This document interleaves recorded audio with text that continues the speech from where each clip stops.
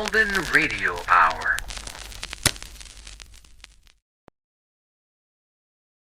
Wait a minute. Have you heard the strange tales of the Whistler?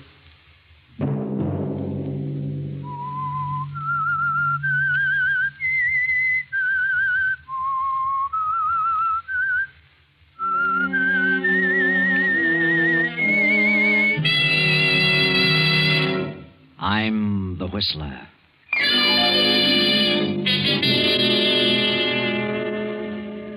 I refuse to accept the responsibility of the failure of our marriage. I know who caused it, and I know who she is. I refuse to give you up to her. And so, I have made a decision. Another Sunday night, and again, CBS presents The Whistler.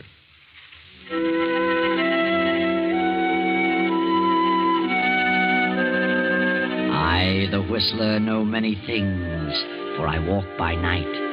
I know many strange tales, many secrets hidden in the hearts of men and women who have stepped into the shadows. And so I tell you tonight the unusual story of the other woman. Olivia Martin paces the floor of her bedroom.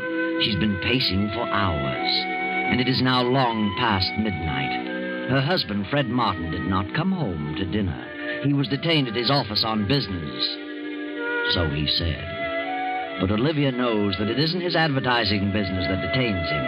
And she knows, too, that tonight will be the climax and the final crash of their marriage. The end of everything for Olivia.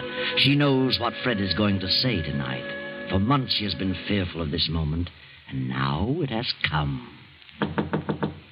Olivia, you awake? Yes? Come in. I thought you might be asleep. How could I sleep? You know better than that. It's 1 o'clock, isn't it? Yes, Fred. I didn't realize it was that late. You don't usually bother to see if I'm awake. Don't I? For the past 2 months, you've passed right on to your own room. Yes. Yes, I guess I have. Get your business settled? Yes. Yes, I had quite a bit to attend to. Have dinner at the club? Oh, yes, at the club. Then why didn't you answer my call? I had you paged. They said you hadn't been there this evening. Oh? Well, perhaps I hadn't arrived yet. Really? What did you want? I don't know. I don't remember now what I called you for. I see. Well, I think I'll turn in. Good night, Olivia. Why don't you say it? Say what? What you came here to say. What makes you think I had anything particular to say? I know. I don't know how, but I've known all evening you were planning to tell me something when you got in. Oh, that's nonsense. No, Fred. I've known for months this was coming. I know what sort of business detained you. Another woman. What? First, I believed you. As the weeks passed and I realized you were growing colder, the whole thing became clear to me. Then I knew you were evading me, that you were lying about those business appointments at night. Go on. We've been married 10 years, Fred. I've done everything humanly possible to make our marriage a success. Have you? I think I have. At least I've tried. That's your opinion, Olivia. Why didn't you come right out and tell me about this woman at the very beginning? Why should I? Oh, Fred. I'm sick all over. I've tried not to believe it. Now, let's not have a scene, Olivia. What do you expect me to do, laugh it off? No, not you, Olivia. Certainly not you.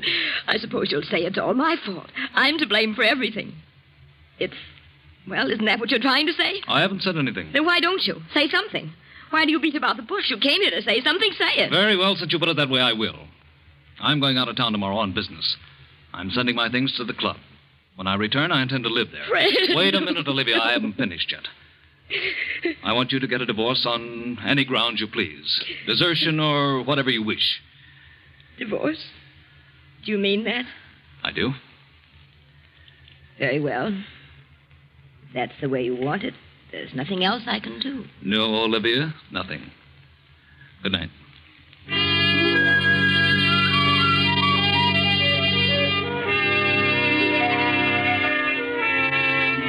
So Olivia sobs herself to sleep. And when morning comes, she finds Fred gone and his things already sent to the club. All day she wanders aimlessly about the house like a lost soul. Then as night falls and her loneliness increases, she is seized with a horrible feeling of hopelessness. A strange depression comes over her, and she sits down at the desk and writes a note.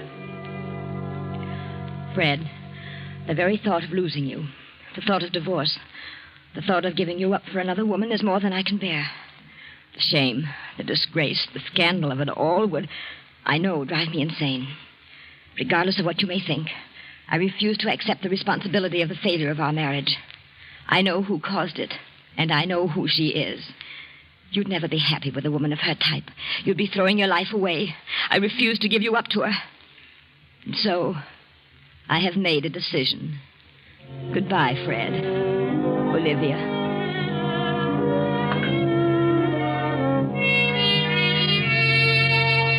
Olivia addresses the note to Fred at his club, steps out and drops it in the nearest mailbox. She wanders about for a while, then returns to the empty house, takes some sleeping tablets, and goes to bed. Then, the next morning at Fred's office, Doris, Fred's private secretary, is going over some papers. Yes? Very well. Put him on. Hello? Yes, Mr. Goldberg. This is Doris Hammond. Mr. Martin's out of town for a few days. Yes. Well, Miss Bartow is head of the art department. I'll have her check on it right away. Yes. Yes, goodbye. Yes? Tell Rita Bartow to come in here, please. Miss Bartow isn't coming in today. She's staying home. Has a bad cold. Oh, I see. Well, we'll send Jack Mallory in then. Yes, Miss Hammond. You want to see me, Miss Hammond? Oh, yes, Jack. I understand Rita's ill, isn't coming in today. No, I guess not. Well, Mr. Goldberg over at Lake Laboratories wants to know which ad she intended to run next week. Only Rita knows about that. Perhaps we'd better send them over to Rita's apartment and have her select the one she wants to use. Very well. Who shall I send? Well, I don't know of anyone who'd rather go on that errand than you, Jack. Well, I'll go if you insist. I don't think I have to insist, especially where Rita's concerned. All right. I'll run over there. I thought you would. Thanks, Doris. See you later.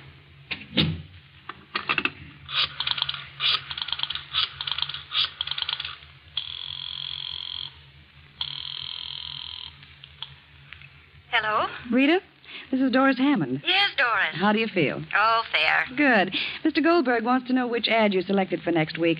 I'm sending Jack Mallory over with the layouts. He should be there in a short while. Very well. How I've forgotten which it was. And send Jack back as soon as possible. He'll hang around all day if you don't. I will, don't worry. Goodbye. Bye.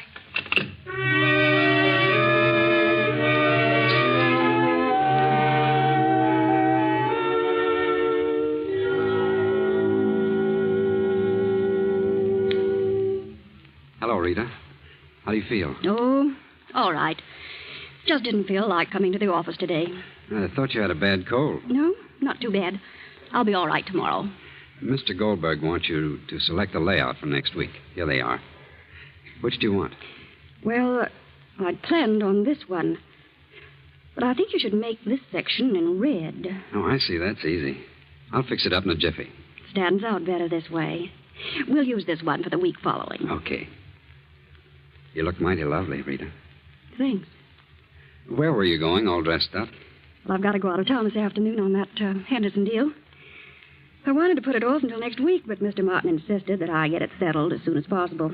I'll be back on the afternoon plane tomorrow. You shouldn't be running around too much, darling. Well, I don't really have a cold. It's that sinus. You've had a lot of trouble with that in the past year or so. Yes. There's nothing much can be done about it, I guess. Thank heavens it only strikes me in winter. Why don't you try a change of climate, Rita? Change of climate. I should think you'd like California. I've always wanted to go there. I've had an idea that I could do very well. Some nice jobs in the movie art departments. I'm not interested in movies. I thought about going out there and settling down, buying a nice little home and really enjoying life. Why should a bachelor do all that? You have ideas about getting married, Jack? Yes. Yes, I have, Rita. Good. I'm glad to hear it. What time's your plane leave? At 2.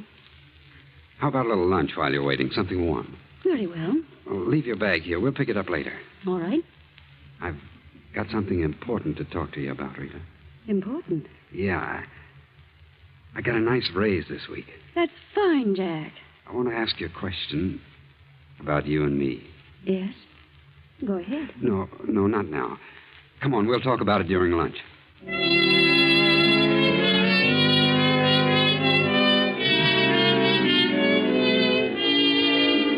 Meanwhile, Olivia Martin, having made a decision and formulated a plan, visits her husband's office and calls on Doris, the secretary.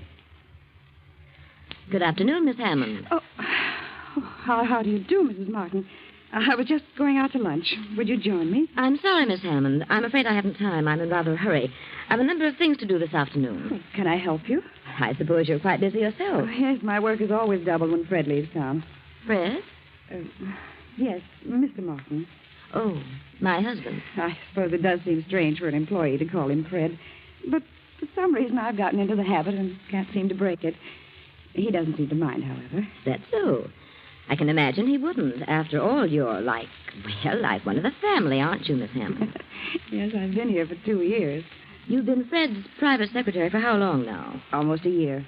It doesn't seem that long. Pleasant work, isn't it? Most interesting. You've no idea how absorbing this business can be, Mrs. Martin. But I realize it must have a certain amount of extremely interesting moments. You should come around more often, Mrs. Martin. Oh, how right you are. Things might have been different. Different? Yes. I mean, if I had taken an active interest in the business, well, at times it gets rather dull waiting at home, especially on long evenings when your husband has to stay in town on business. Oh, I suppose it is rather dull under those conditions. Yes. But I mustn't take up your time with personal problems. I want you to have a check drawn for me for $500. Very well, I'll attend to it at once. Have you heard from Fred since he left? No, I haven't. He phoned me this morning. He did? Yes. He left an important paper at home, and he knew I was flying to Detroit tonight to visit my relatives, so he wants me to drop it off for him at Buffalo. Buffalo? I thought he was in Boston. Well, yes, he was. But he had to rush over to Buffalo. Some unexpected business came up, and he says he needs you very badly. He wants me to come to Buffalo? Yes, I told him I'd notify you and bring you with me. I'll be leaving the airport about 5:30. Can you meet me there, or shall I pick you up here? Well, I'll meet you at the airport. I'll have to run home for a few minutes. Is there anything in particular he wants me to bring? No, nothing but the paper he left at home. Very well, I'll be at the airport around 5. Do you mind flying, Miss Hammond? No, not at all. That's good. My plane is a small cabin job. Might be a little bumpy, but I'm rather a good pilot. I'll see you at 5.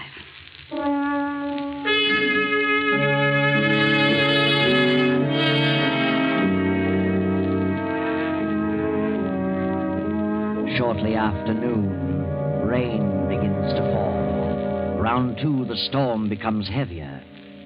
Then Jack returns. Jack Mallory, where on earth have you been? Do you know what time it is? Yes, I'm sorry. I got to talking and didn't realize the hour. Well, what about the layout? Did Rita select one? Yeah, this one. She made a couple of changes in it. So? What changed? Oh, nothing important. Just wanted this section set up in red.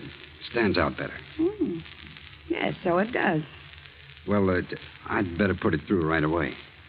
I'm sorry to have been so late with it. I'm glad you got back with it before I left. Left? Where were you going? Mr. Martin phoned. He wants me to join him in Buffalo. Something important has come up. Buffalo? Mm-hmm. I thought he was in Boston. He had to run over there in a hurry. Buffalo, huh? Strange. What's strange? Huh? Oh, well, I mean his being in Buffalo. What's strange about it? Oh, I don't know. I suppose he could be in Buffalo. Well, what's the matter with you, Jack? Why? Oh, nothing at all. Here, lean over here. What? Why? A little closer. What? What's the matter? Well, of all things, now I've seen everything. You've actually had a drink. You, of all people. Well, I don't approve of it as a rule, but I walked back from Rita's place. I got my feet a little wet in the rain. Felt kind of chilly. I was afraid I was catching cold, so I dropped in at a bar on the way back and had a drink. Well, I hope you don't get sick. Can't afford to have you and Rita both out. No, that's right. A lot of work to be done this week. Here, take off that top coat. It's damp. Let me have it. I'll hang it over the radiator. Well. What's wrong? How on earth did you do this? You've spilled ink on the front of your coat. Yeah. Well, what do you know? Fine thing. I just got it yesterday. I must have done that over at Rita's when I blocked that section and read. You'll have to get it out as soon as possible. Hand me a towel from that closet and dampen it. Oh, don't bother, Doris. I'll have it cleaned tomorrow. Get some of it out now. Thanks. Certainly hard to get off. Well, it's probably dried in by now. The cleaners can get it out. Strangest ink I ever saw. Doesn't seem to be ink. More like blood, if you ask me. Blood? Let me see. It is strange. Let me see that layout. It does seem a little darker than this on the card. Maybe the cloth has something to do with it. Perhaps. Better let the cleaners worry about it.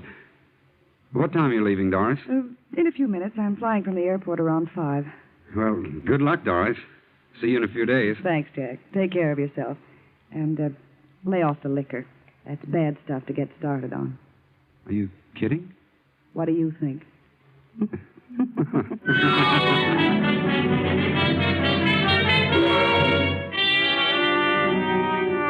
For a few brief moments, Doris stands staring after Jack as he passes through the door to the outer office. Then she picks up the towel, studies it for a moment. Suddenly she tosses it into the desk drawer, leaves the office, and goes home.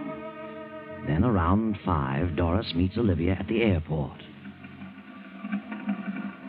Oh, Mrs. Martin, do you think we should try it tonight? You mean you'd rather not go? Are you frightened? Oh, no. No, I'm not exactly frightened, but... Well, the storm's passed. What's wrong? What?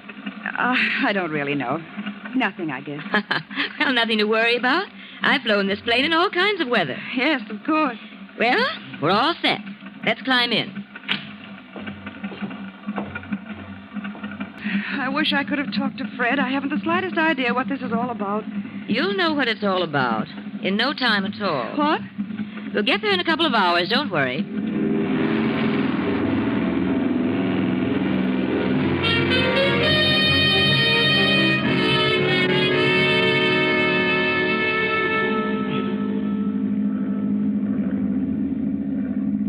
How far have we come now?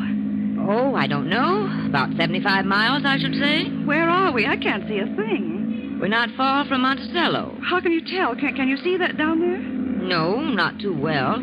I'm flying by instruments. I hope we don't run into a storm. Frankly, I don't like to be in a plane during a storm. Well, I don't know of anyone who really does. We could have taken a train. We could have, but on this particular trip, I was in somewhat of a hurry to get to my destination. Tell me, Doris. May I call you Doris? Well, of course. Aren't you just a bit upset over this trip? What do you mean? Just that. Do I seem upset? Yes, you do. Something preying on your mind? Yes. Yes, there is something bothering me. So? What is it? I'd rather not say. A guilty conscience? Guilty conscience? Isn't that what it is? What are you talking about? Are you looking forward to a nice visit in Buffalo? Why, I don't know. I don't consider it a visit. It's part of my job. And a very pleasant job, too. I'm sure you'll miss the job and its attendant interests. Working late at night, several nights a week with Fred. What do you mean by that? Why should I lose my job? Your job isn't all you're going to lose. Do you know what you're saying? Yes, and you know what I'm talking about. You're crazy. Fred isn't in Buffalo. Where is he? I don't know. But wherever he is, you'll never see him again, you little cheat. Put this plane down and let me out. You're mad. I'm going to put it down, straight down on its nose. What? Fred won't think you're so attractive next time he sees you. No. No, you're out of your mind. You can't do this. You can't. You can't. Put that key back in the switch. I won't. You hear me? I won't. You must listen. Give me that key. Pull up. Those trees. Pull up. Ah!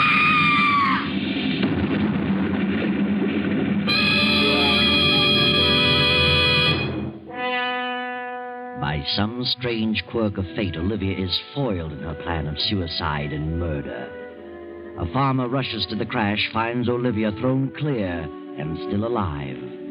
Now, an hour later, in the farmhouse.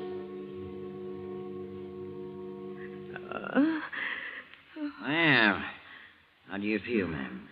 What? Why, who are you? I'm Doc Sanders. Doctor? Where am I? You're on Jake Barrett's farm. Found you right after the crash. Believe me, you're mighty lucky. Lucky? What do you mean? You were thrown clear when you hit the treetops. Got off with a few scratches and a couple of rattling good bumps, but not a busted bone anyplace. What happened to my passenger? Well, I'm sorry to say she's dead. Dead? She's dead. Yeah, she wasn't as lucky as you. I'm lucky, am I? Don't you think so? No. No, I don't. I'm not lucky. That isn't the way. Now, take it easy. I know how you feel, but you couldn't help it, ma'am. These things just happen sometimes. No, they don't just... What were you going to say, ma'am? Nothing. I wasn't going to say anything. Oh. Well, they located your husband, ma'am. Jake's driving you back to New York tonight. Now, you'll be all right.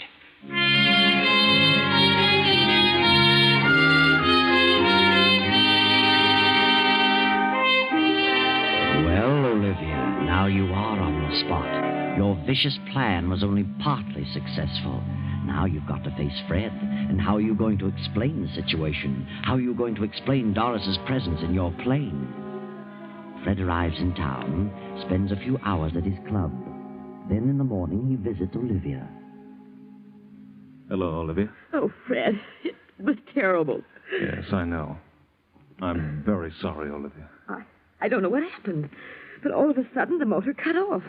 I couldn't find a clear spot anyplace. I thought I saw a clearing, but it was more trees. And with no motor, I couldn't pull up. You were very fortunate. Yes, I suppose so. Where were you going? Why, well, after you left, I got to thinking things over, and I just couldn't remain another night in this house alone. So I decided to go to my sister's in Detroit for a while. Mm-hmm. Why did you fly? I don't know. I just wanted to get away as fast as possible. Wasn't it a rather bad night for flying? No, I've flown in worse weather. Storm had cleared. I see. I was never so shocked in my life. Oh, Fred, I'm so sorry. So terribly sorry. No. Get hold of yourself. You couldn't help it. It was just one of those things. I know how you feel. Doris was she was a lovely girl. A shame. Yes. She was young. Had everything to live for. I know how you must feel, Fred. Yes, I'll certainly miss her. Can you ever forgive me, Fred? Why, of course, Olivia. I never want to fly a plane again. Never. Tell me, how did Doris happen to be with you? Where was she going? Why, well, she said she wanted to visit some friend in Buffalo. Asked me if I'd drop her off there. How did she know you were flying that way? Well, you see, I went to your office and told her I was going to Detroit and asked her to draw some money for me. Told her I'd be glad to put her down in Buffalo. That's all. I can't imagine why she'd leave the office in the middle of the week to visit friends out of town. That wasn't like Doris. Maybe she had some business to attend to on the side. Maybe. Oh, I can't imagine what it might be. Maybe it was personal business. Possibly. Olivia, are you telling me the truth? Why? What do you mean? Have you told me the real reason you wanted to leave town? Well, certainly. Weren't you, running from something? Well, what would I be running from? You were carrying out a plan, weren't you? Plan? What plan? Didn't you have a definite idea in mind when you wrote that note to me? Note? It seems you've forgotten the note. Why don't you tell me the truth, Olivia? Yes, I did make up my mind to do something terrible. I was going to kill her and myself. I couldn't stand it any longer. But after I mailed it to you, I seemed to come to my senses. I saw things clearly and realized how awful such a thing would be. I just couldn't go through with it. So you decided to forget the idea and go on to Detroit? Yes. I swear I changed my mind about killing her. I couldn't be a murderer. You really expect me to believe that? Fred, you must believe me. You must, please. I know what you think, the note and everything that's happened. That note is certainly definite evidence against you. Note? Yes. Oh, Fred, I swear I didn't. That's easy to say, but the note is too convincing. Where is the note? You must destroy it. Don't tell anyone about it, please, Fred. What time was it when you visited my office? Oh, I don't know. About noon, I think. And you mailed the note the night before? Yes. And you made up your mind to leave town. You went to the office, told Doris about it, and left at 5. Yes, that's right. And what did you do in the meantime? Oh, I can't remember. I'm so confused. I went shopping for a while. Are you sure? I don't know. I don't know, but I swear I changed my plan by the time morning came. You're going to have a hard time proving all that. It's the truth. Why shouldn't they believe the truth? The circumstances all tie in too well. We had separated the day before. I moved to the club. Several people knew about that. And in the note, you said you knew who the other woman was and stated clearly what you intended to do about it. I know. Then how else can the police look at it? Police? What do they know about it? They've been putting two and two together. But the note. How do they know what's in the note? They were waiting for me when I got back from Boston. They had already found the note. They showed it to me. That's where you made your big mistake, Olivia. Fred, they really think I killed her, murdered her? They do. What are they going to do? The detectives are here now. They want to talk with you. Detectives? Yes. Yes, I'll be calm. Very well. Come in, Captain Evans. Thank you. Olivia, this is Captain Evans. And this is Lieutenant Davis. How do you do? Good morning, Mrs. Martin. Did you gentlemen wish to see me? Yes, would like to ask you a few questions. Yes. Yes, of course. But I haven't done anything. I'm absolutely innocent. Yes, I know, Mrs. Martin. We don't want to upset you. Just answer a few questions. Very well. Is it true that your husband left you a few days ago with the idea that you were to get a divorce? Yes. He took up residence at his club? Yes. You believe that your husband was in love with another woman? I did. Did you know who that woman was? I did. Did you object to his leaving you, getting a divorce? Yes. Yes, I did. Well, after he left you, did you write this note to him? Yes. I wrote it, but You mailed it to his club? Yes. Next day, you got some money at his office, about noon, and exactly 5 o'clock, you took off in your plane. Yes, but I'd changed my mind. I couldn't go through with it, and I didn't. I swear I didn't. Where were you, Mrs. Martin, between noon and 5 o'clock?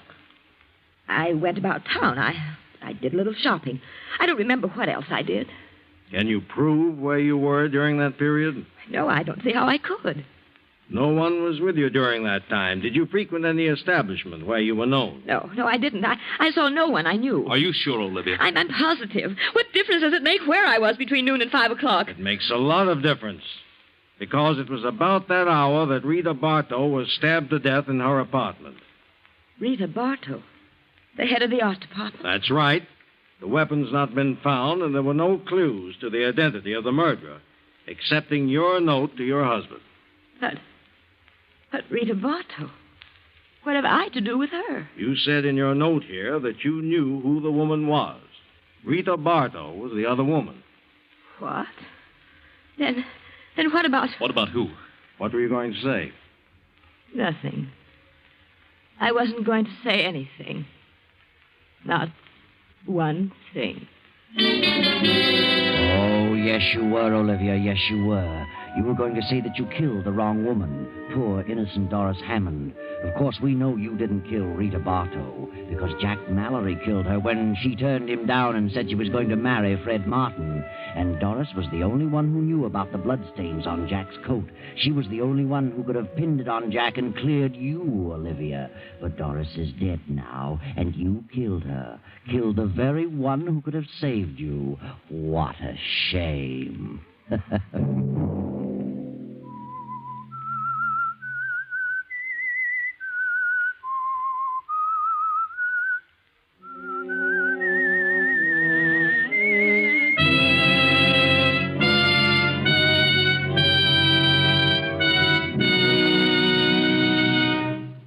CBS has presented The Whistler.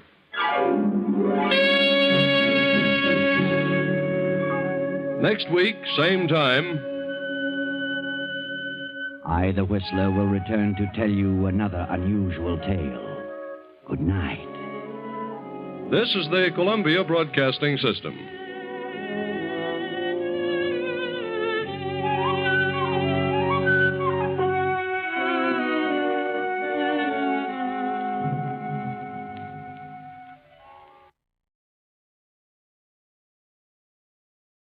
Wait a minute.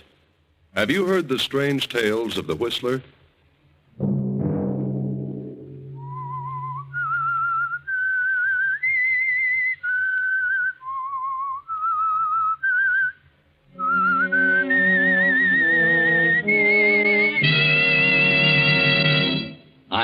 the Whistler. You promised me that you wouldn't gamble again. You've broken that promise, and I won't give you another cent. This time, John, you can work it out for yourself. Another Sunday night, and again CBS presents The Whistler.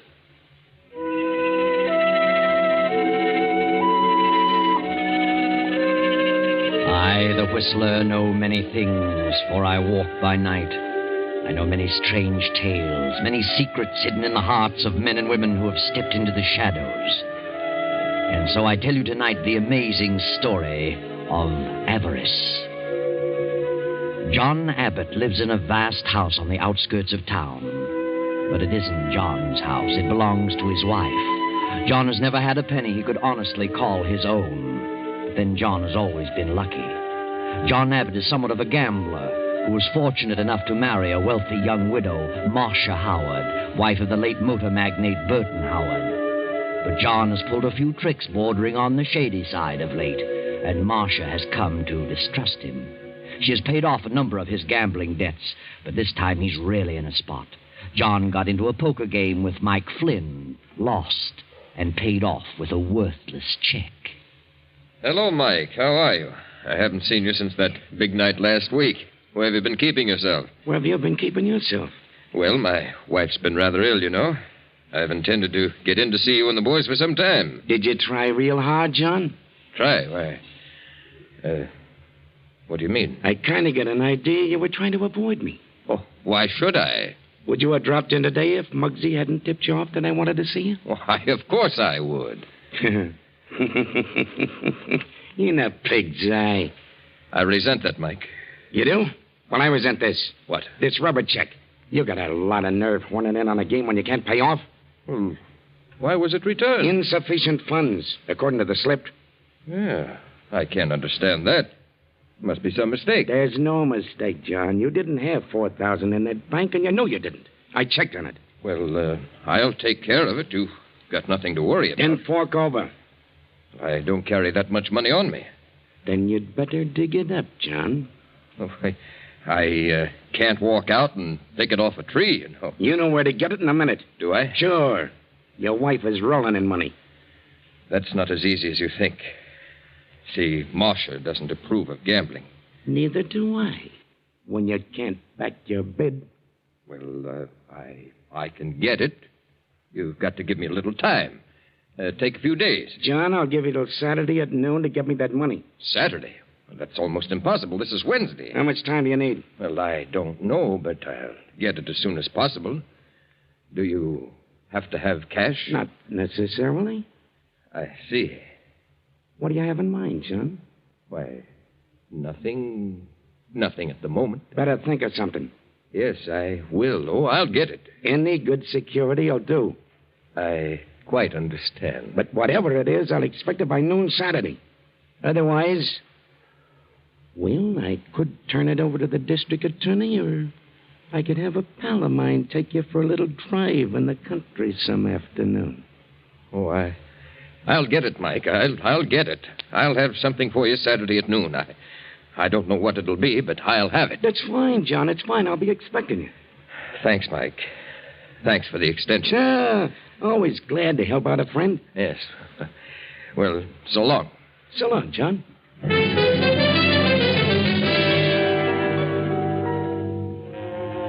So John Abbott walks out of Mike's office and home in a deep fog. Goes to his wife's room on the floor above. Slips easily to the side of her bed. Marcia? Huh? Marcia. Oh, is that you, Nita? Were you asleep, Marcia? John. I'm sorry if I awakened you. What time is it? A little afternoon. Where's Nita? I haven't seen your sister this morning. She's around someplace, I imagine. What did you want, John? I wanted to ask you something. That is, well, I have a favor to ask. What's troubling you now, John? I hate to bother you when you don't feel well, but I need a little money. Money? What is it this time? Your brother again? No, it doesn't concern Alan. That's a wonder. How much longer is he going to stay here? I don't know. Is he so obnoxious? I can't understand why a young fellow like Alan should be content to do nothing. Oh, he'll get into something soon, dear. I hope so. What do you need money for, John? A note I had came due. What kind of a note? Just a note. I gave it some time ago.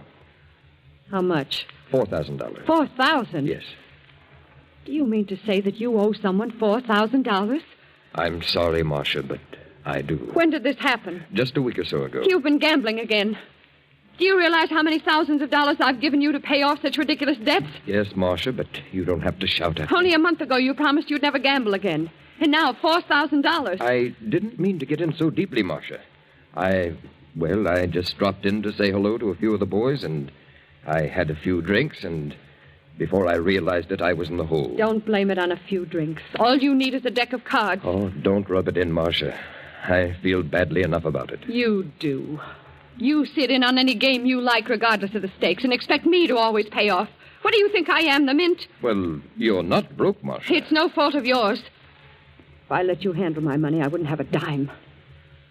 What did you give, an IOU? No, dear, I wrote a check. A check? Why did you do that?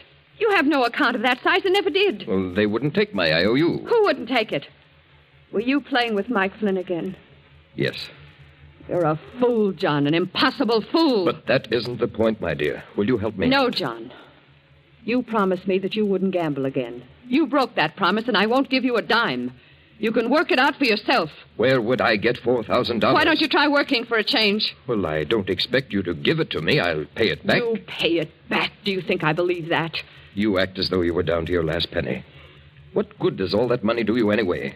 What good will it ever do you? More good than it would ever do you.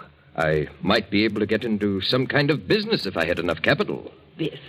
You? Well, what's wrong with that? You talk as though I were a good-for-nothing loafer. You are. You and your brother. I'm sorry I didn't know that before I married you. And now your brother's hanging around here. And what for? Pretending to be in love with my sister. I don't like him, and you can tell him to leave. That's right. Get yourself excited over Have nothing. a good reason to be excited. You're not half as sick as you think. You have all the symptoms of a hypochondriac. Get out of here. Get out of this room. I'm going. And tell your brother that I... Marcia. Oh. Marcia. What's going on in here? What was Marcia yelling about? I don't know. She's fainted. She certainly can get worked up easily. You'd better call Dr. Manning. Very well. I'll call him from downstairs.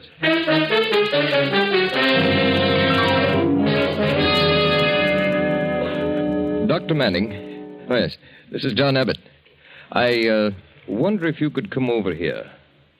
Marcia has had another spell. Yes. Very well. Goodbye. What happened, John? I don't know, Ellen. She gets excited over the least little thing. Yeah? What was she yelling about? Oh, I went in to ask her about something, and she blew up. What did you say to her? Why? Was it something about me? No, I needed a little money to cover a note. And I happened to ask her at the wrong moment. Note? You mean the check, don't you? Check? What do you mean? That $4,000 check you gave Mike Flynn? What do you know about that? I heard about it. So? You think she'll let you have the money? I don't know, Ellen. I rather think she will, eventually. What do you mean, eventually? You've got to have it by Saturday. Yes, that's right. Sure in a tough spot, John. I'd hate to be in your shoes. Why? Mike Flynn is a bad egg to fool around with. I know how to take care of Mike. I hope so. I'm going out for a few moments. I'll be back by the time Dr. Manning gets here. Okay.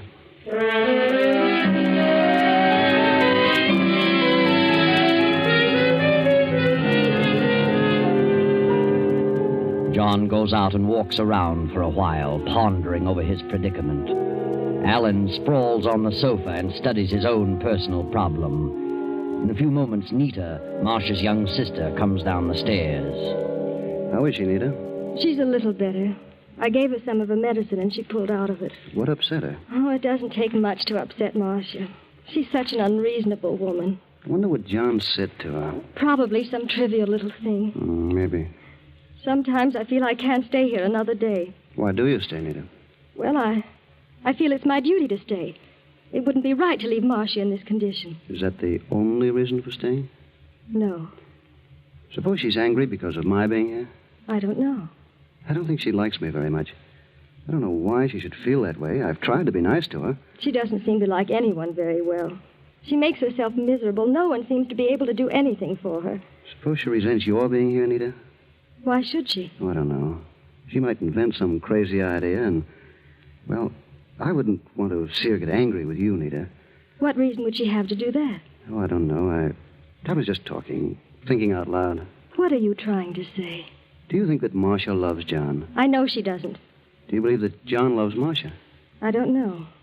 I don't see how he could, considering the way she treats him. Poor John is miserable. My heart aches for him. Nita, you know that I love you very much. Don't you, darling? Yes. Please marry me, Nita. Oh, I just can't, Alan. I know you love me, but I know that I have nothing, but that'll change. I got a swell job coming up, and I'll make you very happy, Nita. I believe you, Alan. I know you love me, but I just can't say yes because... Because of John? John is a swell fellow, Nita, but he's a lot older than you. Besides, he's married to Marcia. So what good does it do to you? I can't help it, Alan. I just can't help it. Do you think that John cares for you? I think he does. Has he told you so? No, it doesn't matter. I worship him. He'll never divorce Marcia. He can't afford to. I know. Then what do you expect to happen? Are you waiting for Marcia to die? Is that it? How can you say such a thing? Oh, why not be frank? Marcia may live for years, and the longer you stay around here, the worse it'll be for you. If you married me and got away from here for a while, you'd forget all about John. I don't think so. The longer you stay, the more miserable you'll become. Perhaps. But I can't leave. I can't. I've tried. Very well, Nita. But I think you're foolish. Out of your mind. Please, Alan, let me alone. Don't say another word about it, please. Okay. I won't say another word. Not another word.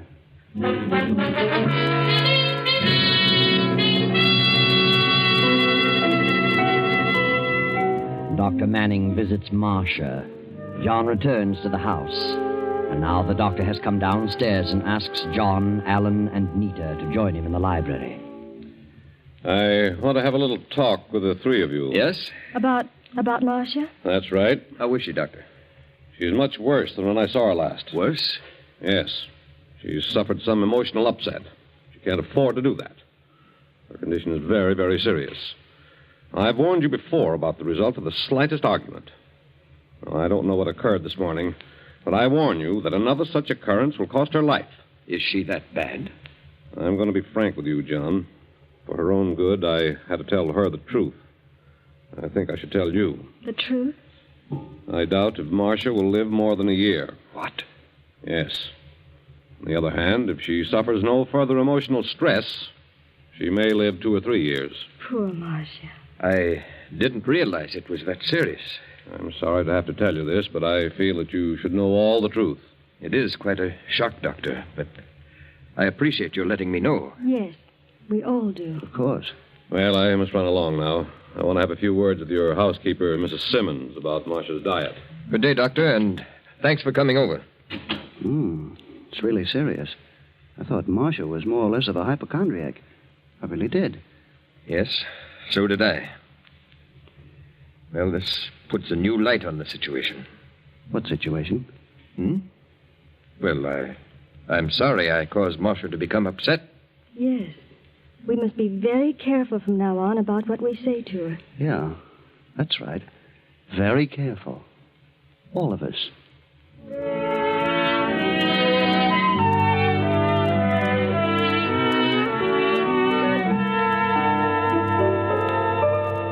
Early next morning, John goes into town to have a talk with Mike Flynn, the gambler. Mike isn't in his office, so John drops over to the drugstore to purchase a few articles. Well, how are you, John? I haven't seen you for a week or so. Where you been keeping yourself? Oh, I've been rather busy the past few days. Yes? What can I do for you? Well, I have a list of things here. Quite a few items. I'll let you fix them up, and I'll call for them later. Very well. Got some nice specials on today. No, just what you see there on the list. Oh, yes, of course. Now, let me see. Yes, Yes, I have everything here. I'll be back. Oh, hello, Mike. I was just up to your office. So I hear. Got some good news for me, John? Why, yes. That is, well, I think things are going to be all right. That's all? I'm glad to hear it. For your sake. I wanted to ask a little favor of you, Mike. Favor? Yes. Well, that all depends on what it is. What you got in your mind, John? Well, suppose we go over to your office. Okay. Whatever you say. Just wrap those things up, Mr. Smith. I'll call for them in half hour or so. Come on, Mike.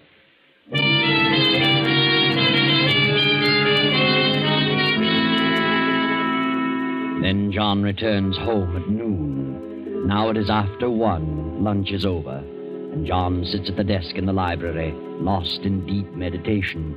The library door opens and Nita slips quietly to John's side. John.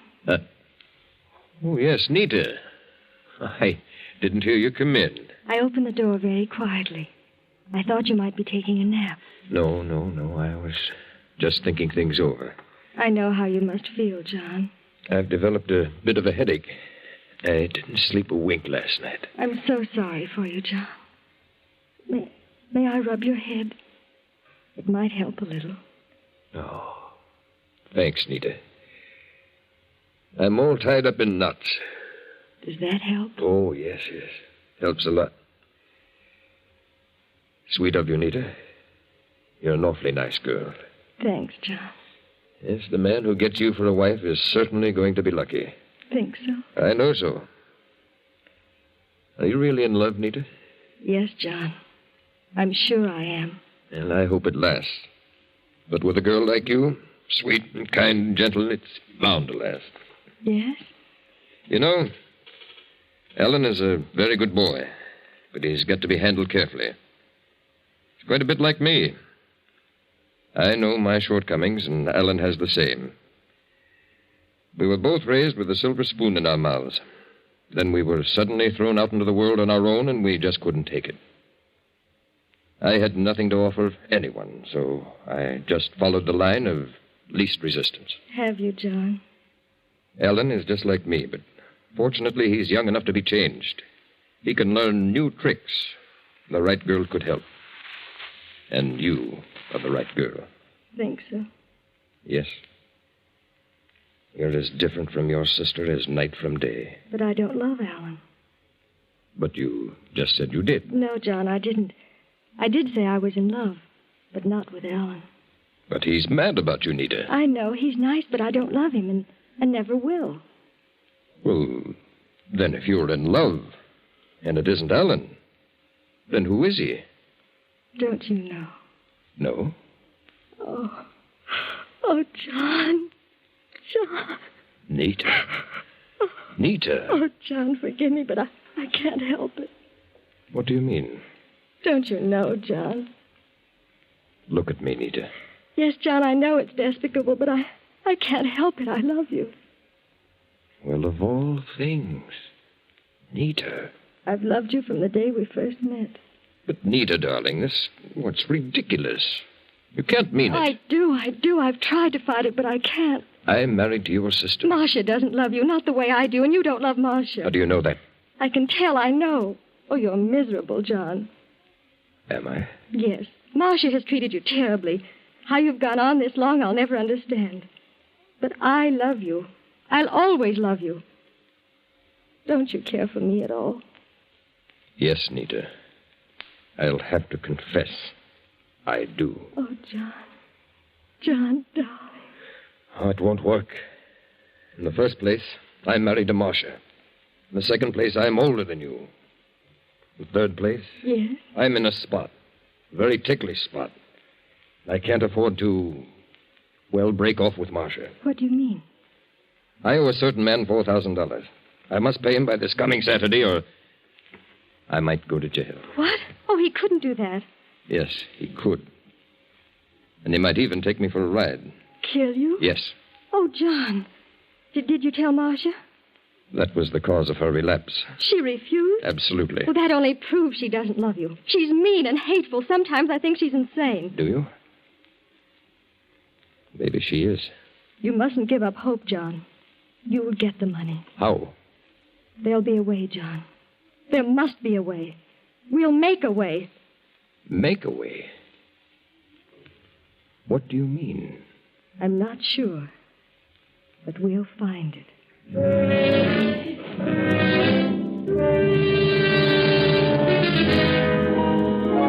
Then, a short while later, the housekeeper, Mrs. Simmons, comes to Marcia's room to take away the luncheon tray.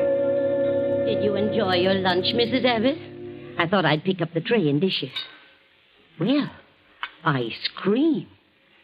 Where'd you get the ice cream? I didn't serve you any ice cream. Mrs. Abbott, are you asleep? If you'd wanted ice cream, you could have told me. Mrs. Abbott. Mrs. Abbott. Mercy on me, she's cold as... Mrs. Abbott! Mrs. Abbott! She's dead. She's dead.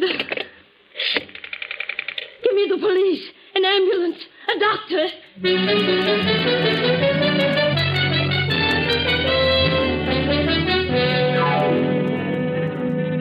The police arrived. The ambulance arrived. But Marcia was dead. Quite dead. Why the police were called, only the housekeeper knew. But once the police arrived, they followed it through to an autopsy. Now the officers have returned to the Abbott residence. Captain Barnes is speaking. You're Mrs. Simmons, the housekeeper? Yes, that I am. Mm-hmm. And you're Nita, Mrs. Abbott's sister? Yes. And you? I'm Alan Abbott, John Abbott's brother. You live here? I'm visiting here. I see. Mrs. Simmons, you served lunch to Mrs. Abbott? I did. What did you serve? I served chicken soup, creamed carrots, toast, and tea. And, ice cream? No, You didn't serve ice cream? I did not. Are you positive, Mrs. Simmons? I'm positive. You don't have to shout. I thought you didn't hear me. I heard you. Will you two step out of the room for a moment? I want to talk to the housekeeper alone. Of course, Captain. Certainly. Mrs. Simmons, how long have you been with Mrs. Abbott? You mean, how long have I worked here? That's right. Too long. Didn't you like it here? I don't want to talk about it. Didn't you like Mrs. Abbott? I certainly did. She was so good to me. I worshipped her. Poor thing. Poor thing. You came here the day she married her first husband, didn't you? Yes, and they were so happy. It was very pleasant here then. You mean there came a time when things ceased to be pleasant? Yes, that's what I mean. When did things take on a change? After she married John Abbott. How long after she married Abbott did her health begin to fail? It was about a year. Did they quarrel often? Yes, quite a bit. What about? Well, about money. Mr. Abbott didn't have a cent when they were married. And he's never earned a cent nor done a day's work since. He was always gambling, always losing money. Her money. Then she got disgusted and clamped down on him. And shortly after that, she began to fail. Yes, and she changed completely. She became morose and cranky. You just can't realize what a change there was in her unless you knew her. How long has Alan Abbott been visiting here? Visiting? Mm-hmm. He's way past the visiting stage, the lazy loafer. Been living here over 6 months. How long has Nita been here? She came to live here over a year ago. Mrs. Abbott asked her to stay with her when she first took ill. And that was a big mistake. Mistake? To have her sister here? What do you mean? I'm talking too much. I don't want to get mixed up in this. I'm leaving this house at I'm once. afraid you're going to stay right here, Mrs. Simmons, until I tell you to go. You mean I'm arrested? We call it detained, until this is cleared up. What are you doing here anyway? Why are you snooping around asking so many questions? Why did you call the police when you found the body? I don't know. I was just excited. You didn't call the doctor. You called the police. What was in your mind to cause you to call the police instantly? I don't know. I really don't know. She's had bad attacks before, and you always called Dr. Manning. But this time you called us. Why? I don't know. Then I'll tell you, because you knew she'd been murdered. Murdered? I didn't. Then you must have suspected it. Who'd you suspect, her husband? No. Alan? No. Nita? I don't know what you're talking about. Then it must have been you who served the ice cream. I didn't serve ice cream. But it was served. And there was arsenic in it. Arsenic? Rat poison. Mrs. Abbott was murdered. I knew it. Her husband did it. No, she did it. Nita did it. Why? Because she was madly in love with John. She wanted Marcia out of the way. I knew she was a devil. Bring them all in, Murphy. Nina, your sister was served ice cream at lunch in this dish. Mrs. Simmons says she didn't serve it. Well, what about it? I'll ask you that. What do you know about it? Why, I... Wait a minute. What's the ice cream got to do with it? I'll tell you in a moment. Did you serve that ice cream, Nita? You don't have to answer that, Nita. Did you? Yes. Yes, I did serve it. What did I tell you? Where did you get the arsenic? What? Arsenic? Mrs. Abbott died of arsenical poisoning. This dish contains arsenic. Where did you get it? Why should I do such a thing? You had a motive. You were in love with John and wanted your sister out of the way. That isn't true. You bought the ice cream and you served it. I did not buy it. Then where did you get it? I don't know. You'd better tell. You're in a tough spot. Wait a minute. Nita did not do it. She couldn't have done such a thing. I bought the ice cream. I gave it to Nita to serve to Marcia. And you put the arsenic in it. Nita would never do that. She isn't the kind. John did it, and he had a motive. What motive? He gave Mike Flynn a rubber check for $4,000. Mike gave him till Saturday or he'd turn it over to the DA. Marcia refused to help John out, so he killed her. Is that true about the check? Yes, but I didn't kill Marcia. That's ridiculous. Of course it is. And if anybody had a motive to kill her, it was Alan. What? Yes. Alan was in love with me, asked me to marry him. But I knew what was back of it. Nita. He wanted to marry the money he knew Marcia would leave to me. I did not. I told him I loved John and turned him down. He was jealous of John. If Alan poisoned Marcia, he figured John would be blamed, and that would put John out of the way. He put the arsenic in the ice cream. He must have. She's crazy, absolutely crazy. She's not the only one. The housekeeper accuses Nita. Nita accuses Alan. Alan accuses John. And both men trying to protect Nita. But I've got a piece of evidence that definitely pins it on one of you. How about it, Sergeant? What'd you find? I checked the box of rat poison we found in the pantry. It was purchased yesterday noon, and the poison register was signed by John Abbott. The druggist confirmed it. You all right, John? Yes, I bought it, but I swear I'm innocent. The evidence is all against you, John.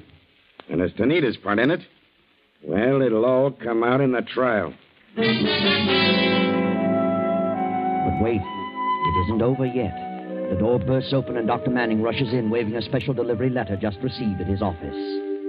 Read it, Doctor. Listen to this.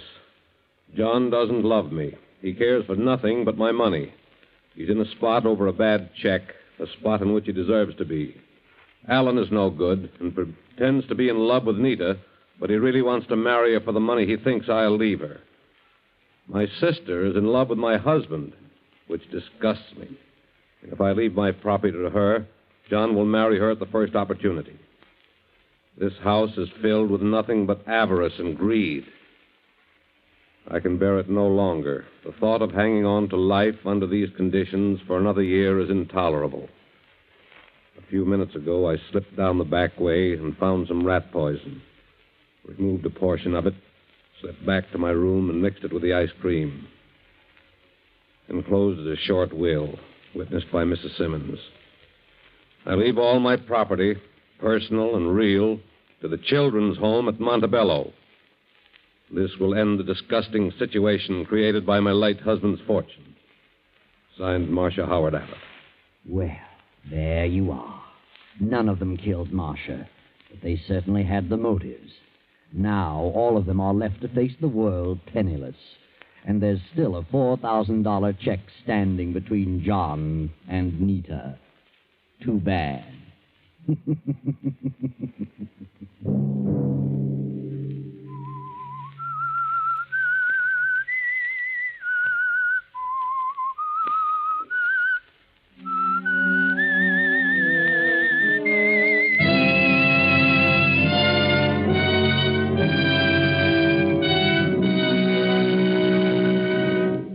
CBS has presented The Whistler.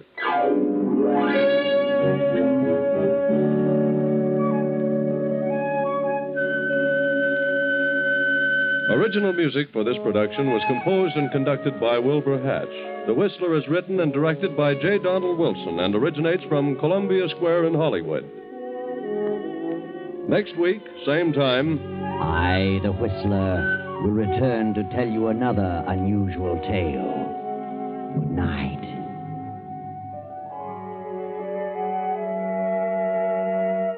This is the Columbia Broadcasting System.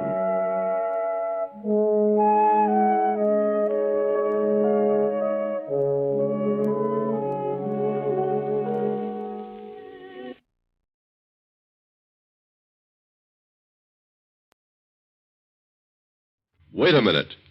Have you heard the strange tales of the Whistler?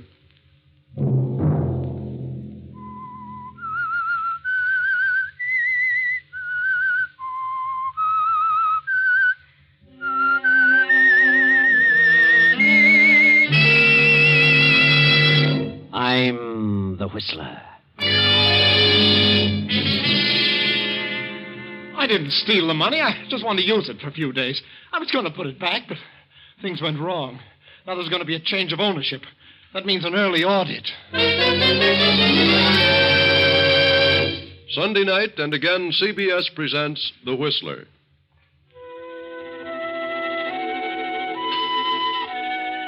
I, the Whistler, know many things, for I walk by night. I know many strange tales, many secrets hidden in the hearts of men and women who have stepped into the shadows. And so I tell you tonight the tale of the accounting. Tom Bradford is a middle-aged rancher living a few miles out of town. Tom has married a widow with a grown son named Ralph, who is inclined to be shiftless and lazy. Tom resents this because times are difficult and he's short of help. He further resents the fact that the boy has married a girl from the town and brought her to live with them. They've been here for 2 months now, and Tom has grown crabby and unpleasant. You know the way conditions are, Mary. Just can't get any help in this ranch. It's too much for me to handle alone. I know, Tom, but Ralph doesn't know anything about a ranch. Ralph was raised in the city. He can learn, but he's too lazy. All he does is sit around and read magazines. But he's a delicate sort of boy. He always has been. Well, let him go out and do a little work, and he won't be so delicate. You've made a baby out of him. I've done no such thing. If Ralph were able to help you, I'd be the first one to ask him to do it. Oh, if he amounted to anything, he wouldn't have to be asked. I wish the Army would take him. They deferred him because he wasn't strong enough. Well, he's not too weak to do a little something around here. And that wife of his, that Vera, she's worse than he is. She could do something. All she does is dress herself up in baby Ralph's. She loves him. Never washes a dish because it might ruin her hands. She can't cook. She can't do a thing. I don't like her. I think Vera's a nice girl. And I can do without her being here. You mean you don't want her here? That's exactly what I mean. But if she left, that would mean that... Why, Ralph wouldn't stay here without Vera. Then they can both go. Do you know what you're saying? Ralph is my son. I don't care who he is. He can get out and shift for himself. And take that scheming little brat of a wife with him. Oh, you're just upset, Tom. You'll feel different about things in a few days. You must try to control yourself. Mary, before they came here, you and I got along very nicely. But since they've come, we've had nothing but arguments and hard feelings. Ralph and Vera are constantly stirring up trouble. Naturally, you take Ralph's side. You can't see his faults because you're his mother. But at the same time, you're his worst enemy. Tom, how can you say such a thing? I know what I'm talking about, and I've made up my mind they've got to go. Go where? What will they do? Well, let Ralph figure it out. Let him get a job. A job? What can he do? A lot of things. He's not that helpless. Oh, but Tom, please, you don't understand. I understand, all right, and that's final. He and Vera can get out in the morning. Very well. I'll tell them. And perhaps I should go, too. Is that what you want? Oh, now, don't be ridiculous, Mary. I didn't say that. I thought you loved me. I never dreamed you could be like this. I'm not being mean, Mary, and I don't want to talk about it anymore. You going to tell them, or shall I? Yes, Tom, I'll tell them. Very well. I'm very tired. Good night, Mary.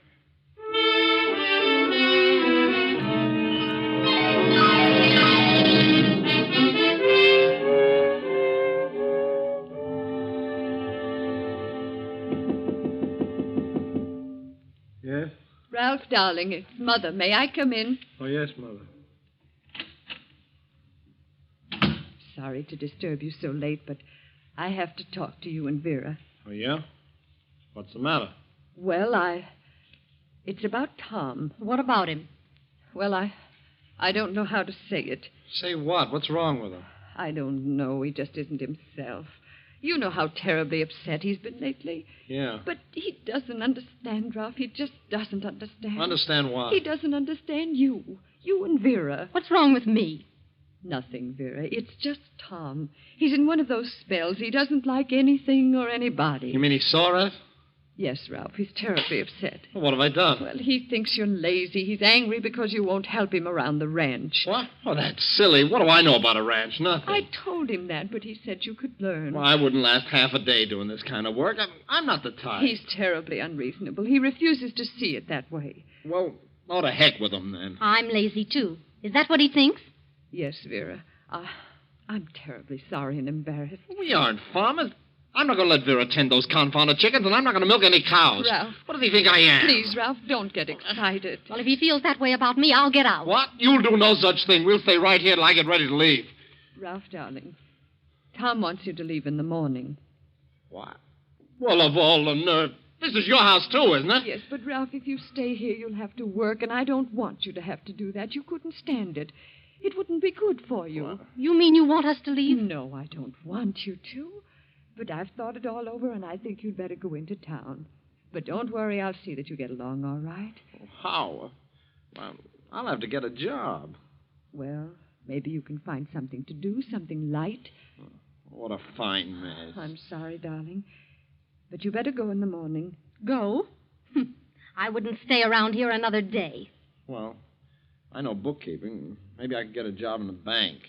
That isn't such hard work. No, but don't worry, darling. I won't. Good night.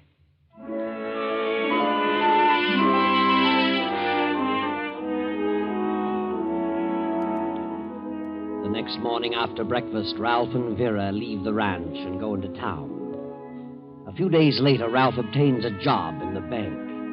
Then, after a month or so, he is promoted from the adding machine to the teller's cage. Now, 2 months more have passed, and the young teller in the next cage steps into Ralph's compartment. Busy, Ralph? Huh? Oh, no, Herb. I was just... How are things going? All right, Herb. Yeah? Seem to be having some trouble, Ralph. Trouble? What do you mean? Oh, I don't know. You looked a little worried. I thought maybe you were having a bit of difficulty making things balance. What do you mean? No, I'm not having any trouble. What gave you that idea? Well, I've been off a few cents a couple of times, and believe me, I know what it means. Why, I've worked all night, several times, trying to find what happened to 2 cents. I know how it feels. Yeah? Did you find it? Well, I didn't find the 2 cents, but I found the error in my figures. Well, I haven't found the error in my figures. Haven't you? Well, that's good. What would be wrong with my books? Why, I didn't say anything would be wrong. I just thought you looked a bit worried. Thought maybe I could help you.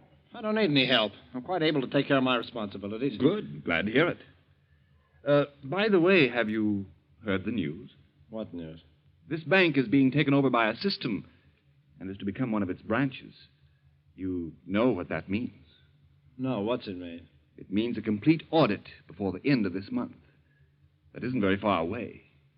About 15 days. Yeah? I just thought you would want everything in order. I know I would. Yeah. Well, thanks for the information. You're welcome, Ralph.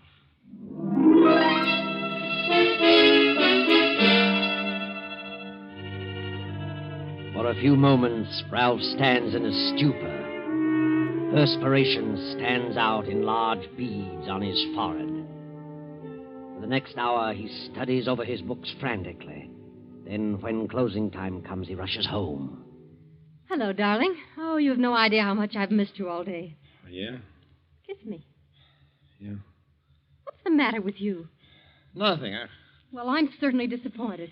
What about? You come in like this with a long face and look at the lovely dinner I fixed for you. Well, I'm not very hungry, Vera. I got a headache. Oh, poor darling. You eat something and then I'll rub your head for you. No, I don't want anything. Let me alone, please. Ralph, what on earth is wrong with you? Nothing's wrong with me. Shut up. How dare you talk to me like that? Who do you think you are? I'm sorry, darling. I'm just upset. I'm all on edge. What about? Just my nerves. It's more than nerves. Why don't you tell me what's happened? Who said anything had happened? I can tell. Have you lost your job? No. Is that fellow you lost $50 to in that poker game threatening you? Is that it? Look, Vera, I'm in a spot. I don't know what to do.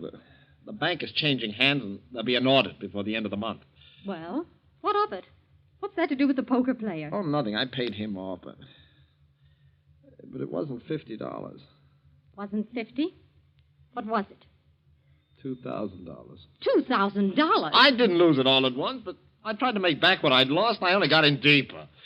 Then if you lost $2,000, how did you pay him off? I borrowed it from the bank. How could you borrow $2,000 from the bank? I took it. What? Yes, but I was sure I could put it back before the end of the month. Now I'm worried. I don't know what to do. If I don't put it back before the audit, I'll get caught and sent to prison. Where are we going to get $2,000? I don't know, but there must be some way, some place to get it. How about your mother? She'd give it to you. Tom has money. He doesn't like us. No? Well, maybe we could make him like us. At least we could try. Let's drive over there. This is Saturday afternoon, and next Monday is a legal holiday. Let's drive over and see what we can do. All right. Least we can do is try. We'll go.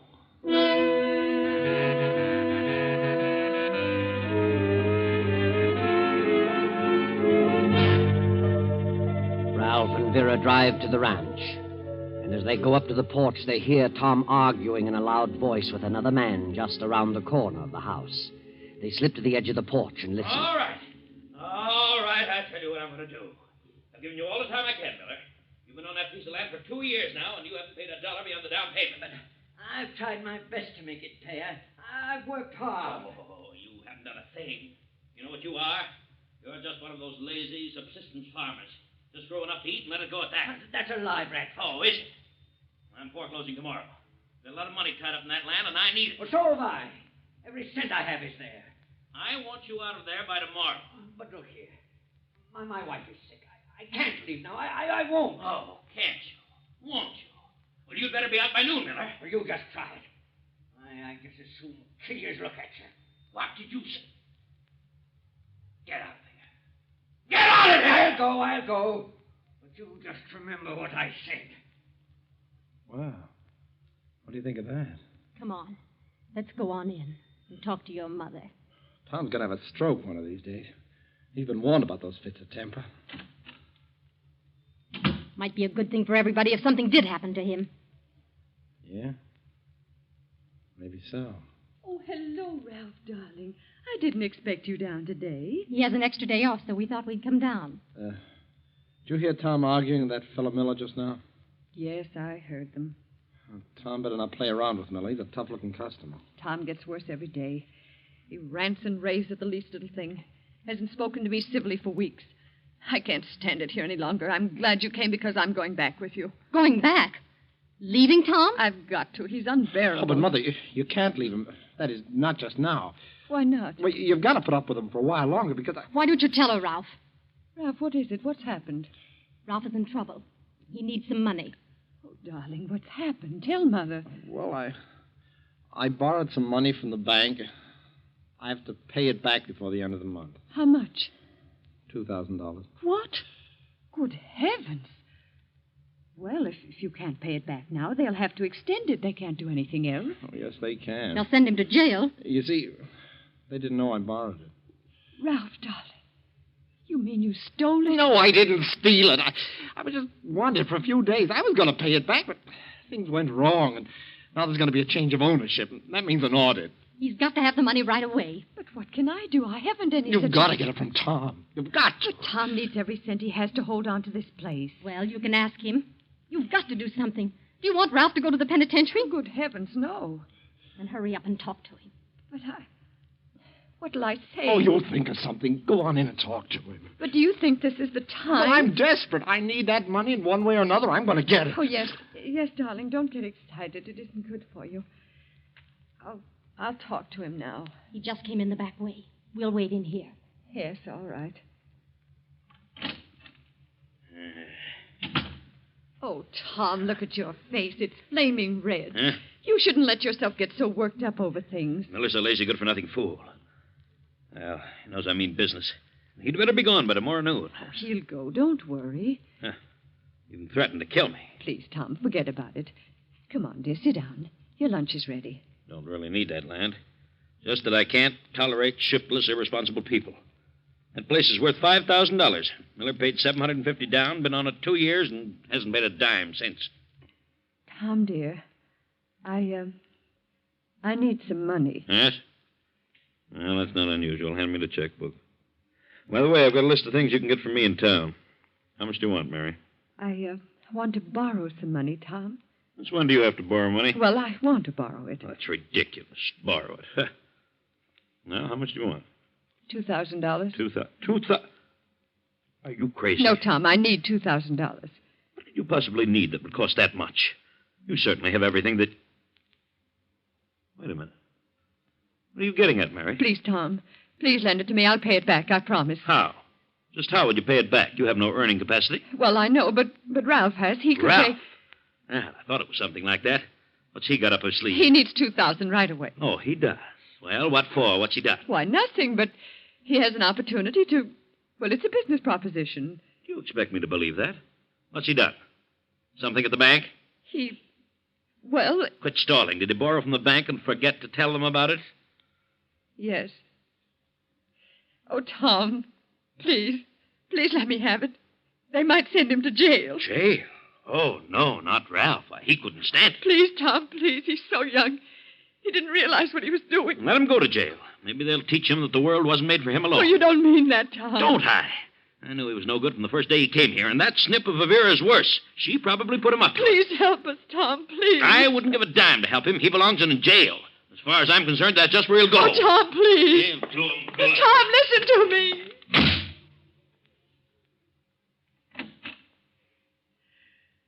Oh, Ralph, darling. He refused. He won't help me. I heard him, the stingy old crab. So he doesn't like me, eh? Well, he should know what I think about him. I could stick a knife between his ribs. And, well, Yeah? You really could? yes. What are you saying? What are you thinking? Nothing, Mother, nothing. I'm just thinking Tom isn't in very good health. He ought to be careful about those rages. He's likely to die in one of those spells. Yes. That would be too bad. Has Tom any living relatives? No. Well, I hope for your sake, Mother, that he's kept up on that insurance policy. But he has. Let's see now. How much was that? 50,000, wasn't it? Yes. That's a lot of money. Oh. But we mustn't talk like this. Mother would feel terrible if Tom should... Well, after all, he's her husband. She loves him. Yes. Yes, of course. But you'll have to face it sooner or later. He's getting along in years. On the other hand, he may live a long time yet. Who knows? Yeah. I'd be afraid of that Miller after the threats we heard him make. Ralph, darling, Yes, Mother? What were you going to say? Nothing. I wasn't going to say anything. Come on, Vera. Let's get our things out of the car.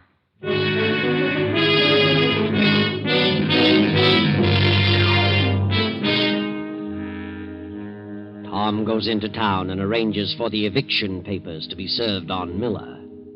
He returns late that evening and goes straight to bed. The night passes and morning comes. Tom, being an outdoor man, is usually up before sunrise. But this morning, only Mary, Ralph, and Vera appear for breakfast. Finally, Mary, becoming worried, goes to Tom's room and knocks. He does not answer. She opens the door and screams in horror. There on the bed lies Tom, stabbed in the heart.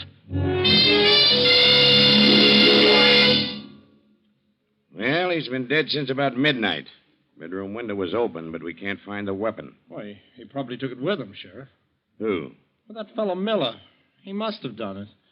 How do you know that?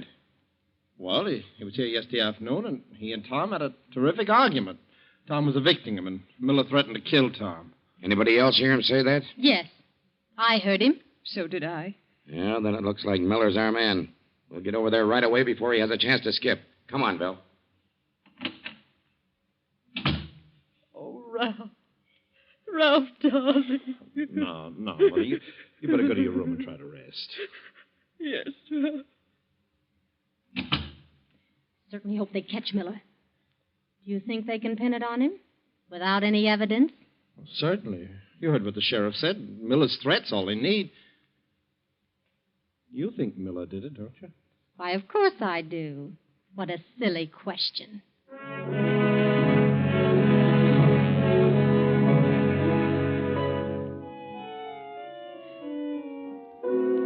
When the sheriff arrives, he finds that Miller has gone. They put out a search for him. Now, Ralph is back at the bank, in the cage next to Herb. Well, Ralph, they haven't found that fellow Miller yet. No? Well, they'll find him. Do you really think it was Miller who killed your stepfather? Well, of course I do. He threatened to kill him. 3 of us heard him. Well, sometimes people say things that they never mean to carry out. Oh, you should have heard him. He meant it. Maybe he did. But that doesn't mean he did it. What are you talking about? Oh, I was just thinking. Yeah? Circumstantial evidence is an awful thing sometimes. How do you mean? Well, so many people have been convicted on a mere word, a mere nothing. People hear a person say something, and by the time they repeat it in court, they enlarge on it a dozen times. I remember a fellow who worked here. In fact, in your cage. What about him? Well, he used to play poker quite a bit. And one night he made a haul, won $400 or $500, and went flashing his roll around town and boasting. So what? What's wrong with that? Well, he went into the drugstore and started showing off, and when the old druggist asked him where he got all of that money, he kiddingly remarked that he had robbed the bank. Well, that got around and finally took on a serious tone. They checked up here at the bank, and sure enough, there was a $500 shortage. And even though his pals swore that he'd won it in the game, they convicted him on his statement and sent him up. Well, maybe he did steal it. He had the opportunity. I have. And you have. Yeah?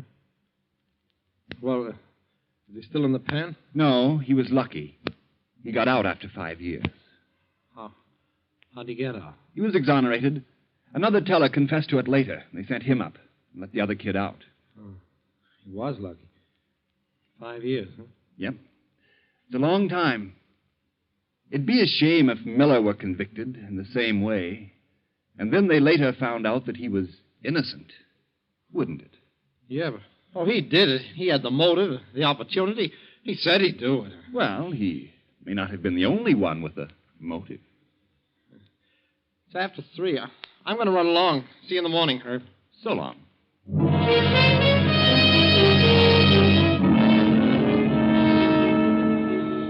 Ralph grabs his hat, his face tense with anxiety as he hurries down the street to his car. He drives quickly to the ranch and enters the house. Standing in the middle of the room is the sheriff. Hello, Ralph. You're just in time. What? In time? How long have you been here? Just drove up a second before you did. Well, what do you want? Did you find Miller? No, not yet, but they will. Oh. Well, you certainly got a case against him, all right. He won't have a chance. I wanted to ask you and your mother and your wife a few more questions. Yeah? Well, all right. What do you want to know? We got a message from someone in town saying that Miller was seen at the gas station about 7 o'clock on the night Tom Bradford was killed. Well, so what? Maybe he was. They checked with the attendant. He said Miller had his car packed, had his family, and headed out of town in the opposite direction. Well, maybe he circled around and then came back. No. He couldn't have done that. Why not? Because he wouldn't have had time. He was seen in the next town an hour later, still headed east. He wouldn't have had time to get that far if he'd circled back here. See what I mean? Yeah, I see. But he must have come back. Not unless he flew, and that isn't probable. But there must be some explanation. He must have gotten here some way. Maybe he killed him earlier. Maybe that's it. Say, that's right. No. We can figure the time of death closer than that. It was near midnight. That's definite. I see. Well, who told you about this? Who sent you this message? We don't know. It was printed with a pencil and mailed in town. Yeah? Is that all it said? Well, no. There was more to it. Huh? What else? Oh, there's always cranks butting into cases like this. Amateur detectives are always getting hunches, and, they're seldom ever right. Well, what did it say? I'll tell you. Calm down. Yes, Ralph, take it easy. Oh, yes, darling. Don't be so upset. It isn't good for you. Well? It said that the real murderer would probably be found in the immediate household of Tom Bradford. What? And since we haven't found the weapon, we might check over the house. I never heard of such a thing. That's the biggest bunch of nonsense I ever heard of. Why, my mother loved Tom Bradford. So did I, so did Vera. He was like a father to us. Please, Ralph, don't shout so. Well, my partner's been looking over the place while we've been talking. I imagine that he'll find... Just a minute. I hate to bother you right now, but, here you are, Sheriff. Take a look at this. Well, a knife. Mm-hmm. Apparently covered with blood. That's right. I found it in Mrs. Bradford's room. Right under the mattress. What? Well, how did it get there? Yes, Mrs. Bradford. How did it get there? I put it there. Afterward. Mother, what are you saying? You're out of your mind. Did you kill your husband? Yes, I killed him. No, she did not. She couldn't. I killed him, and I had a good reason. I hated him. He was cruel to me, and he hated Ralph. I couldn't stand it any longer, so I killed him. She's lying. She didn't do it. She ought to know. We know Miller didn't do it. You can't do this, Mother. I know what you're trying to do. What's she doing? She's trying to protect me. She thinks I did it. Thinks you did it? Mother, do you realize what this means? Tell him the truth. Tell him. I did it. I killed him. The knife is from my own kitchen. I did it, and I'm glad. She's crazy. She couldn't have done Why it. not? Because I killed him. She's trying to protect me. Ralph, what are you saying? I did it, I tell you. I ought to know. I had a better motive than she. What motive? I'll tell you that later. I don't believe you killed him, Ralph. You're trying to protect your mother now because you know she did it. I did it, I tell you. I did it. Well, that's enough for me. I believe her. But we'll soon find out. We'll check the fingerprints on the knife. That won't prove anything. Why not? Because I used the glove. Mother must have taken the knife from the body and hidden it, thinking that I'd slipped up. That's just so much talk, and you're just shooting in the dark. Come on, Bill. Let's go back to town and do some checking.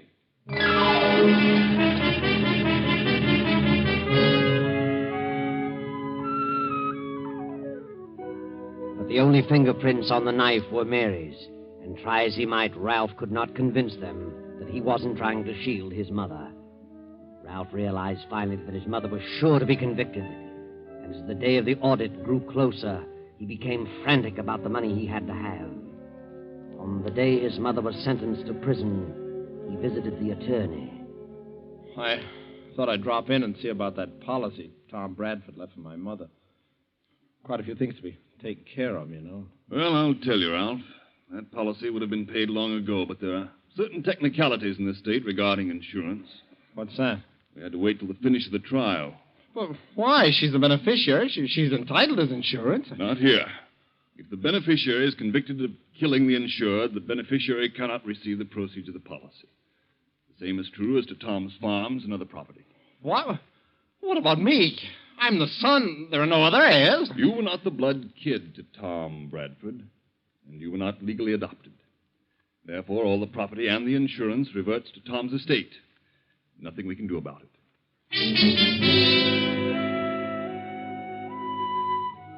Well, Ralph, there you are, holding the bag. Now you've got to face the music at the bank. With all your scheming, nothing was gained. You planned to kill Tom and blame it on Miller, but instead got your mother upset and she killed him because she wanted to keep you from doing it. That's what you believe, Ralph, but you're wrong. I know. Your mother didn't do it. She found the body and removed the knife, thinking you'd slipped up. It was your dear little wife, Vera, who did it, and she'll never tell. But she'll pay for it later.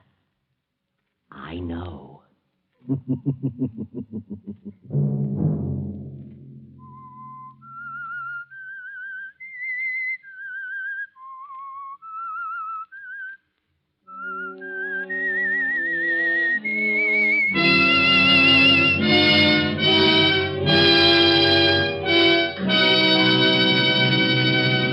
CBS has presented The Whistler.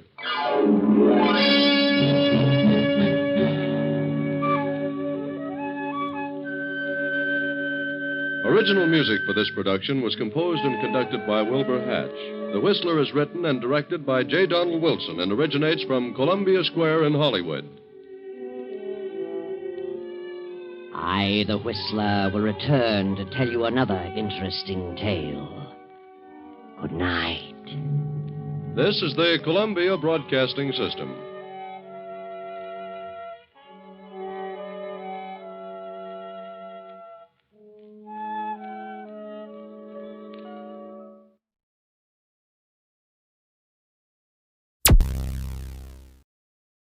Thank you for listening. Please like and subscribe.